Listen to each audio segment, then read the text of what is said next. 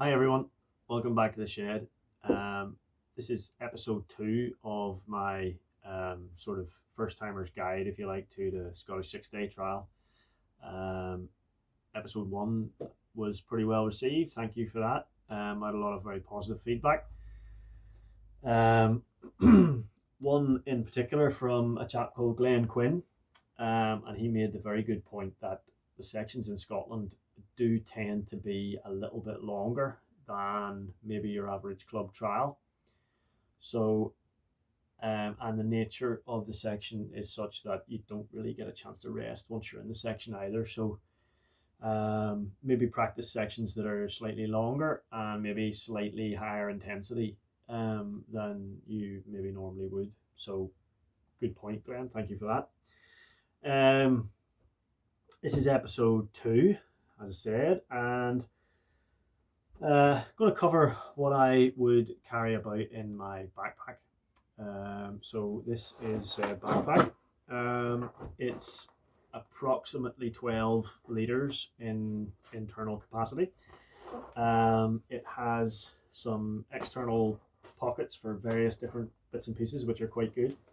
It has a separate internal pouch for the hydration system, I believe is the trendy term, which is very handy as well. One thing I like my rucksack to have is not only obviously the shoulder straps, but I like a waist strap, and this one also has a chest strap which goes between the two shoulder straps. It just keeps it a little bit more secure when you're riding across rough terrain, which you're going to be doing quite a lot of. So it stops it sort of banging on your back, and it also stops it if you're on a long descent. It stops the rucksack sliding forward and hitting you in the back of the head, which can be quite annoying after a while. So that's that. I also have one exactly the same as a spare, which I will be in my support vehicle.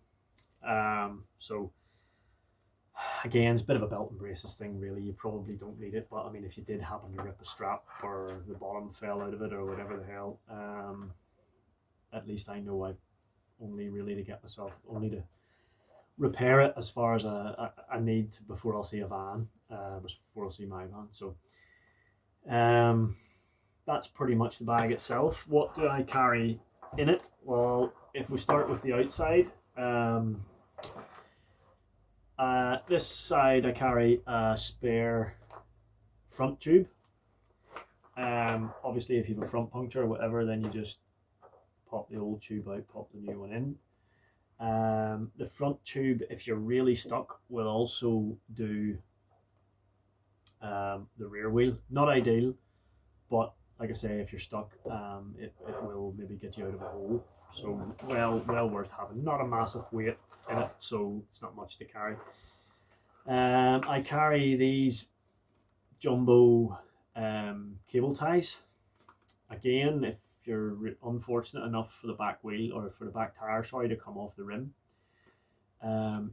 those wrapped fairly tightly round between the flange on the rim and the knobbles and whatever else might just get you out of a hole. So yeah, I think I've only 3 of them there. I normally carry about half a dozen of them. Little bottle there for coolant. You might need to top it up throughout the day or in the morning when you're in the park fermé in your 20 minutes before you start. I ride the TRS, and the filler hole in the radiator is easily enough accessed. Actually, it's quite easy to take it out. I think it's 10mm spanner. But it can be quite awkward to get a bottle in and pour it. So I have just drilled a hole in the top of the bottle and stuck that tube in. And then you just pop that cable tie off and you squeeze the bottle and it tops the radiator up. So it's quite handy. Quite handy like that. I don't know what other bikes are like. Beta's probably quite accessible, but It just makes life a wee bit easier. So in the front pouch, sort of this stretchy mesh material here, I don't ever really leave that tight or full, because it can be quite handy on a warmer day. Maybe you want to get your coat or maybe your shirt off, your riding shirt. You can stuff it in there. There's also a wee bit of room inside the bag, as you'll see, but quite handy just to have a wee bit extra room if you do need to change your layering, or maybe take your waterproof trousers off, or whatever it is. I also in the front then carry a low pressure tire gauge, and a pump. Now these wee pumps are quite handy. I think this is a Hebo version. Quite a good little pump, but also takes the gas canisters inside there for quick inflation. So that's been quite a good little pump. Actually, I have a couple of them, and they're really good. I carry a couple of spares inside, as you'll see in a wee minute.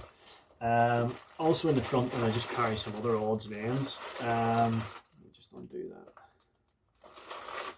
So what we've got here is twist grip assembly, throttle assembly. One thing I would say, if you are carrying a spare, make sure that the colour of the throttle tube is the same colour as the one on the bike. You don't want to be riding the first part of the week with a quick or slow action throttle, and the second half with a quick action. It's not going to work.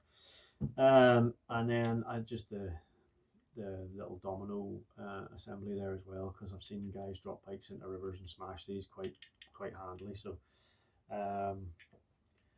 better looking at it than for it.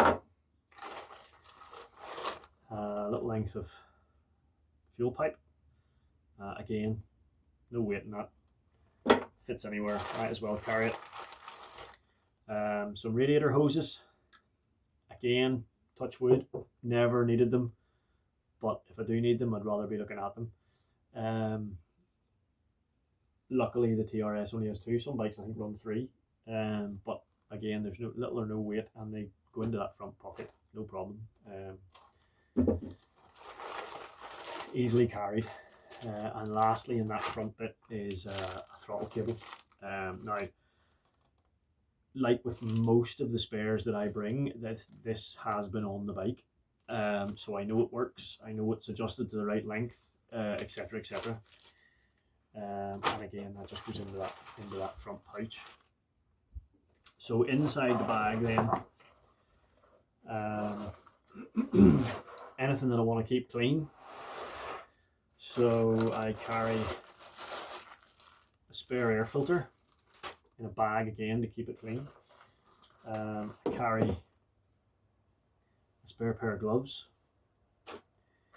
a little roll of tape. Can be useful for anything. That sealing up your air box, taping together your trousers if you rip them, all sorts of stuff. So always handy to have a wee boy like that.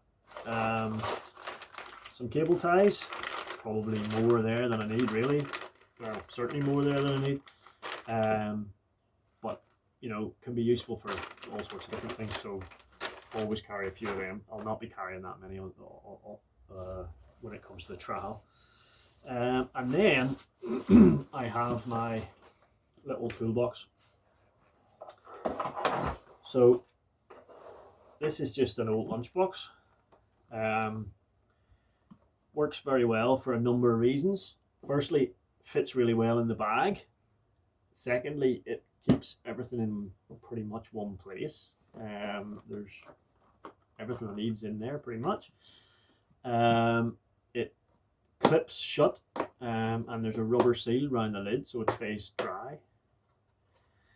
And the lid can also be used as, not really a workbench, is probably pushing it a bit, but a little tray that you can set on the ground, that if you are dismantling your carburetor, you've somewhere to put the bolts, the screws, the jets, whatever it happens to be. So that's why I use that. Now there are some tool roll type rucksack or bum bag scenario things going about, and I'm sure they maybe do the job equally well, but that's kind of what I've used, and I know it works. I know it works well, so I'm just going to stick with it. If it ain't broken, don't try to fix it. So then inside, then I just have a rag sort of wrapped around everything there to stop it rattling about. And tools, straight screwdriver, that will do Jubilee clips. It will do the little hose clips on your cooling hoses. And it also has a narrow head on it that will do a pilot jet in a Kane carburetor. So pretty universal. If I could get one slightly shorter, I've been looking for one a little smaller, but I can't find one. So that just, it goes in there, it fits in there. So I'm just going to stick with it. Most bikes nowadays have full sort of fairly similar sized fixings and bolts and nuts and whatever. So you'll find a 5mm Allen key, 4mm Allen key, 6mm Allen key will do pretty much everything you need to do for sort of routine maintenance type work. So that's just a little penknife style Allen key set. I also have a Torx Allen or Torx set because the rear sprocket bolts are Torx on a TRS. I'm sure maybe Montesa's run Torx as well. Maybe they all do now, I don't know. So that's those two. Again, on the sort of nuts and bolts and whatever else, I have this little mishmash of sort of socket set that I have. There's an 8mm, a 10mm, a little extension piece, and a ratchet. So you can sort of switch that about whatever you need. There's also I also carry a 12, just because I think maybe the front caliper bolts are 12mm. Yeah, I think so. So that's pretty useful too. In terms of levers and things like that, I carry, there's a rear brake pedal. I've also got a gear lever, complete with pinch bolt, so I don't even need to swap that out. Front brake lever, clutch lever, and I also carry the little accessories that go along with your front master cylinder arrangements. The reason I carry that is because I've seen guys drop bikes into rocks or into a river or whatever it happens to be, and the lever gets hit the wrong way, and this little the little adjuster here comes away from the master cylinder, and then the little plunger piece, or I don't know what it's called, but and the spring in the boot can fall out and get lost. So that's why I carry those. I also, in there are the little plastic bushes that go on the lever pivot as well. So I carry all that in there. Like I say, it's better looking at these things than for them. Staying on bolts, the 12mm sockets in this little bag here. I've got foot peg bolts, and probably don't need two of them. I've got two of them in there. But I also have a linkage bolt. Now, fortunately, most of the bolts in the linkage, I think all bar one of the bolts, are the same length on a TRS. So I'm able to carry one bolt, which will pretty much fix all if I'm unfortunate enough to break one. The only thing that I do make sure is that this bolt does all eventualities. By that I mean there are 2 or 3 bolts in the linkage which are Allen head, where the Allen head actually sits either in the swing arm or in the frame to locate the bolt in the right position. So I use an Allen head bolt as a spare. It will work for the conventional bolt, but a conventional bolt obviously wouldn't work where the Allen head is required. So that's why I carry the Allen head bolt.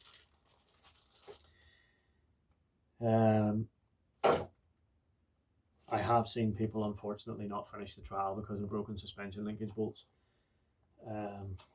really unfortunately, as well. Um, Chain. Now, this is a subject which I may be slightly controversial on here. I carry some split links. Now, one thing to do is to make sure that your split link is the same make, and possibly even, I don't know if there's a model number, but if there can be a model number, make sure everything's the same. At very least, make sure that you've fitted the split link to your chain before you go, because pin sizes and everything else can be very different. I didn't realize that. I found that one out the hard way. So yeah, just make sure that fits.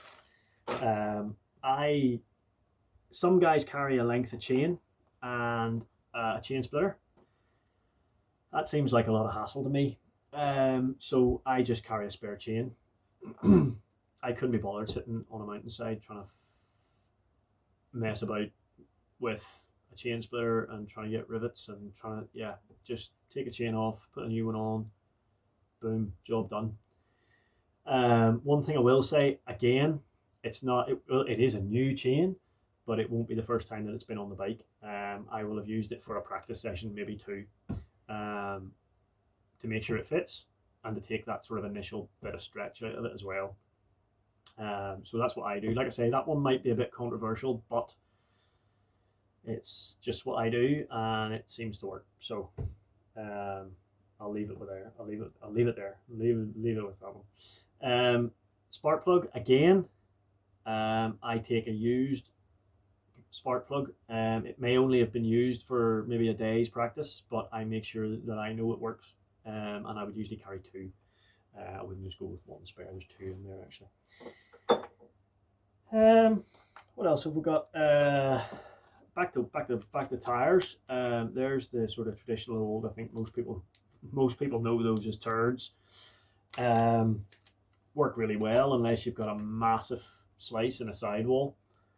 But again, you're better looking at them than for them. And there's the turd inserting device as well. Much smaller ones of those are available actually, but I know I've had that one for years and I know it works, so I just stick with it. A couple of spare gas bottles. There's my 10mm spanner, which does the pinch bolt on the gear lever, and it also does the radiator fill cap, as well as anything else that's 10mm, obviously. But just always put it in there. Oh yeah, the lever. Actually, sorry, the lever. The pivot bolts on the levers have a wee 10mm nylock on them, so that's what that's for. Pliers. Again, these are just a wee set of pointy pliers. I use them to do split links. Also, if you've got any of the little sort of wire pipe clips, they're really good.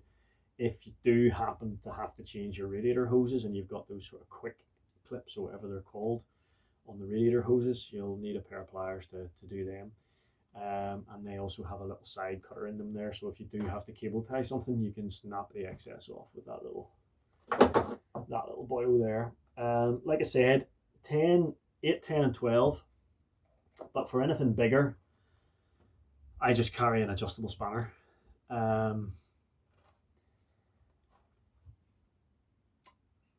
This will do the linkage if you need it. It'll do spark plug. It'll do your rear wheel spindle, your headstock, the big bolt at the top of the headstock, anything. So always handy to have. You can also use that to sort of jimmy the chain out if it gets wrapped around the front sprocket. So yeah, worthwhile little thing to have in your toolbox. Valve key. Again, if you are unlucky enough to have a tire pop off a rim, and you've got the gas canisters, you're going to stand a much higher chance of getting it to blow out if you take the valve out of the valve holder. and just let the gas into the wheel much quicker. It's much more likely to blow it out. So that's why that's in there. Circlip pliers, because there's a wee circlip that holds the gear lever into place on the shaft, and a set of tire levers just in case I need to change the front tube or whatever. So that is pretty much everything that I would carry. One thing that I will say, my bike has a conventional, just a push button kill switch. A lot of bikes nowadays come with the lanyard style. If your bike has a lanyard kill switch, then take a spare one of those with you. I've seen ones where the little magnet disappears out of them. It stops working for whatever reason. So yeah, I mean, if you lost that, your trial's over. What are you going to do? You're going to have to start pulling the wiring loom apart and trying to hot wire the bloody thing. So yeah, just throw that in the bag anywhere. It doesn't matter. Put it in your pocket, whatever it happens to be. It'll go anywhere. So that's basically it. Like I say, do any of your routine maintenance from this point forward using the tools that you have in the box. That way you'll know that what you're carrying with you is the right thing to be carrying with you.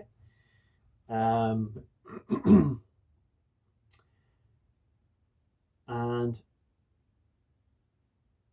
yeah, I think that's about it for this episode. I will try and get the next episode up early next week. I'm going to do that on your gear, your waterproofs, base layers, whatever it is, and we'll see how we go. But I'll try and get that up next week. Like I said, I'm only doing these because I had looked on social media and I couldn't find anything myself. Not saying that I'm doing the right thing or whatever, but if somebody gets something out of it, and it helps somebody somewhere along the road, then brilliant. If it's any more than that, awesome, brilliant. I'll be made up. So that's pretty much it for now. So I'll hopefully see you back in a couple of days. Thanks for watching.